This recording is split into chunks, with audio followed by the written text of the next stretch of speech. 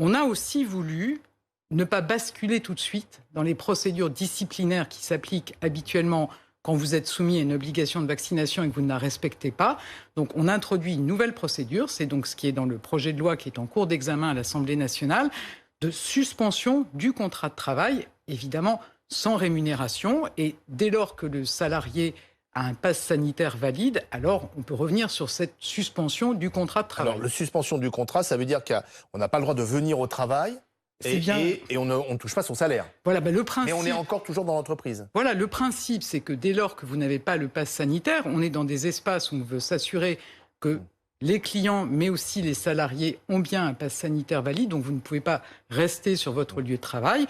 Donc, effectivement, vous n'êtes pas rémunéré, mais ça vous donne le temps de vous conformer à votre obligation, d'aller vous faire vacciner ou de faire un test qui vous permet d'avoir un pass sanitaire valide. Alors, on pourra donc prolonger pendant 2 mois cette suspension de contrat. Et si au bout de 2 mois de suspension de contrat, le salarié n'a toujours pas son pass sanitaire, que se passe-t-il? Alors à ce moment-là, c'est aussi une discussion qui pourra intervenir entre l'employeur et le salarié. Soit ils conviennent de poursuivre cette suspension du contrat de travail, soit l'employeur peut engager la procédure disciplinaire qui s'applique quand on ne répond pas à une obligation de vaccination, c'est-à-dire un avertissement, une mise à pied, et ça peut aller jusqu'au licenciement. Mais je le redis très clairement, et c'est vraiment le sens aussi des concertations qu'on a eues, et on a écouté les organisations syndicales sur ce point.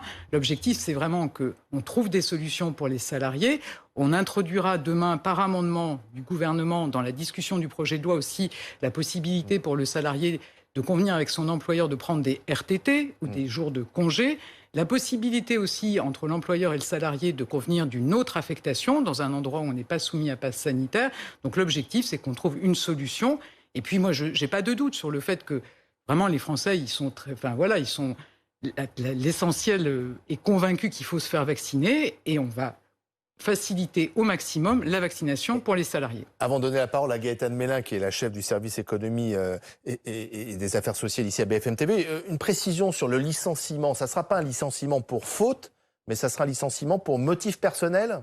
C'est un licenciement pour motif personnel, donc c'est une cause réelle et sérieuse de ne pas pouvoir finalement faire son travail, puisqu'on ne peut pas rester sur son lieu de travail, mais avec toutes les garanties de la procédure qui est prévue dans ce cas et avec des indemnités, Donc des indemnités de licenciement pour le salarié.